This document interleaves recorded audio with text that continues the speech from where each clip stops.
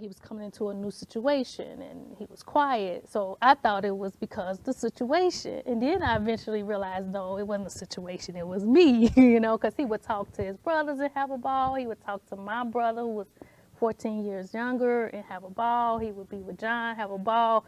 But when it came to me, he was silent.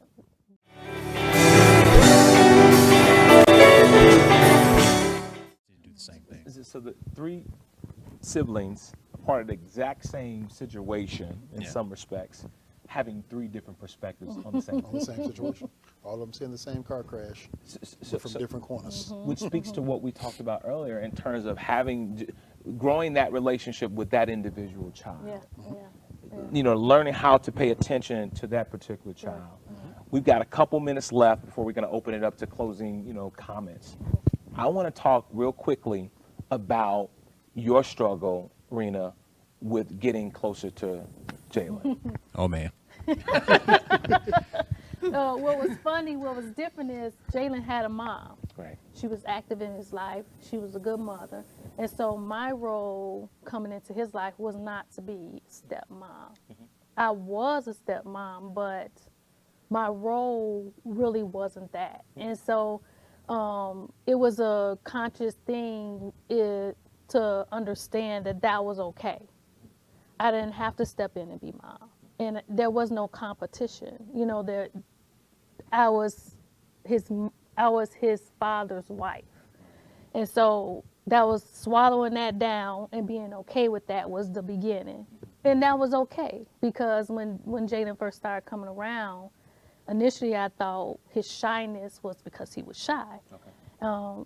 He was coming into a new situation and he was quiet. So I thought it was because the situation. And then I eventually realized, no, it wasn't the situation, it was me, because he would talk to his brothers and have a ball. He would talk to my brother who was 14 years younger and have a ball. He would be with John, have a ball.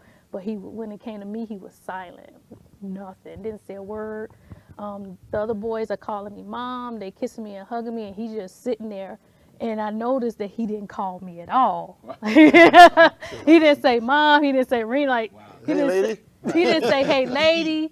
He did not say anything to me. Right. And so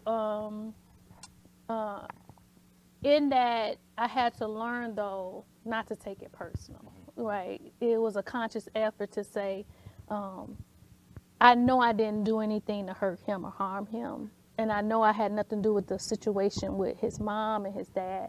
So it was like really thinking about it and understanding that and being okay with that, allowing him to establish what he wanted from me, but yet still opening the door for if he want more, I'm okay with it. But if he didn't, I'm okay with it, And so over time, the other dynamic was understanding that I had to come to a conclusion that I'm going to do what I do for him, regardless to what he gives back to me. I cannot expect a thank you. I can't expect I appreciate you. I can't expect him to change how he feel about me. I have to do it because it's the right thing to do. So you gave him unconditional love. It had to be that, and then my family, my side, having to understand like, he's my son too. When he's around, he gets treated like any other kid gets treated, regardless to how he is around you guys. Even if he's not talking to you, even if he's quiet, he is treated the same as any of my other kids, So for years it was like that, probably until, high school. Yeah.